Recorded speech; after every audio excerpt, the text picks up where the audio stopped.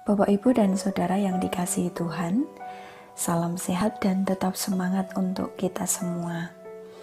Mari bersama kita akan merenungkan firman Tuhan dalam Rumat hari ini dengan tema Tekun, Teken, Tekan, melalui bacaan firman Tuhan yang diambil dari Injil Markus pasal 10 ayat 47 sampai 48. Injil Markus pasal 10 ayat 47 sampai 48 yang demikian firman Tuhan. Ketika didengarnya bahwa itu adalah Yesus orang Nazaret, mulailah ia berseru, "Yesus anak Daud, kasihanilah aku."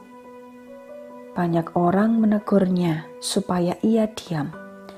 Namun semakin keras ia berseru, "Anak Daud, kasihanilah aku." Amin. Bapak, Ibu, dan Saudara yang dikasihi Tuhan, setiap orang dengan latar belakang budaya tertentu pasti memiliki falsafah atau pandangan hidup.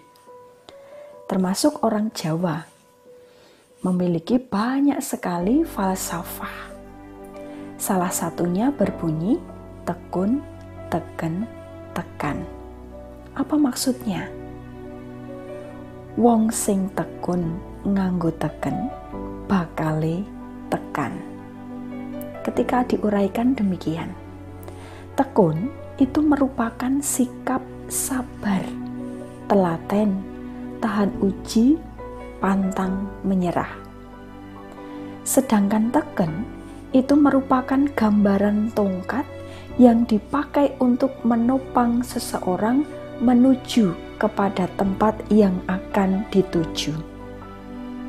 Di sini maknanya ialah media, alat, atau sarana yang berupa ilmu, keterampilan, petunjuk, pedoman, peraturan, dan lain sebagainya.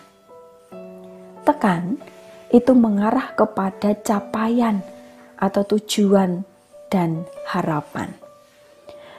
Bagaimana seseorang yang berjuang meraih mimpi atau harapan ialah dengan menggunakan teken dan juga dilakukan dengan penuh ketekunan.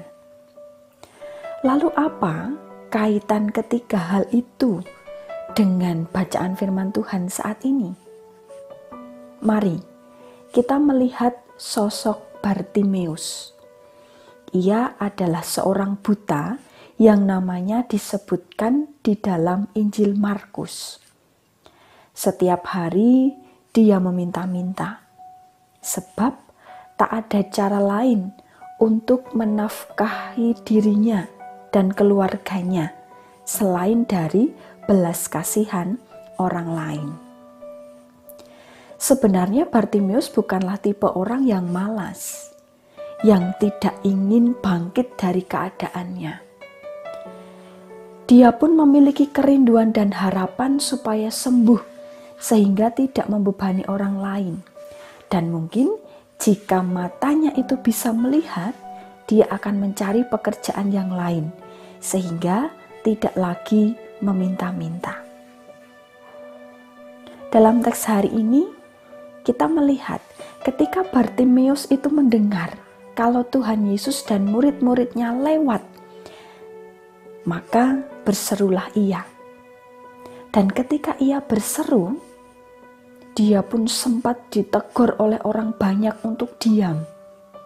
Namun, bukannya diam, tetapi Bartimeus itu malah semakin keras berteriak, memohon belas kasih Tuhan Yesus, anak Daud, yang dia yakini sanggup menolongnya. Apa yang terjadi? Tuhan Yesus pun berhenti karena tergerak oleh belas kasihan akan seseorang yang berseru memanggilnya. Lalu disuruhnya para murid untuk menghampiri Bartimeus dan membawanya kepada Tuhan Yesus. Sesudah menanggalkan jubah, Bartimeus berdiri dan pergi mendapatkan Tuhan Yesus. ketika dia sudah menghampiri Tuhan Yesus, dia pun menyampaikan harapannya untuk bisa melihat. Dari kejadian itu, kita pun bisa melihat ternyata Bartimeus itu memiliki ketekunan, kesabaran, serta sikap yang pantang menyerah. Meskipun dihalang-halangi oleh banyak orang, namun dengan iman percayanya, ia berseru memanggil Tuhan Yesus. Dan melalui arahan dari para murid, dia menanggalkan jubahnya dan menghampiri Tuhan Yesus. Hingga akhirnya dia pun sampai pada mimpinya, tekan pada apa yang menjadi harapannya, ialah bisa melihat layaknya orang lain. Hidupnya pun dipulihkan dan matanya sembuh. Setelah sembuh, ia mengikuti Tuhan Yesus dalam perjalanannya. Bapak, Ibu, dan Saudara yang dikasihi Tuhan, saya yakin pasti Bapak, Ibu, Saudara, dan anak-anak juga mempunyai harapan. Entah usahanya akan laris dan mencapai kesuksesan, maupun bisa diterima di sekolah yang diidam-idamkan, atau bisa naik kelas, bisa lulus dengan hasil yang terbaik, dan keinginan yang lainnya. Tentu masing-masing orang berbeda-beda. Apapun itu, tekunlah dalam berupaya dan berdoa dengan penuh keyakinan, berbekal kemampuan, keterampilan, dan pengetahuan yang Anda miliki. Kiranya dimampukan serta dituntun untuk mencapai tujuan dan menggapai impian panjenengan semua. Sudah menjadi harapan kita bersama bahwa semua orang sudah sangat merindukan kondisi yang normal seperti dulu. Tidak ada corona, kita bisa pergi berlibur, kita bisa berkumpul dengan saudara-saudara kita.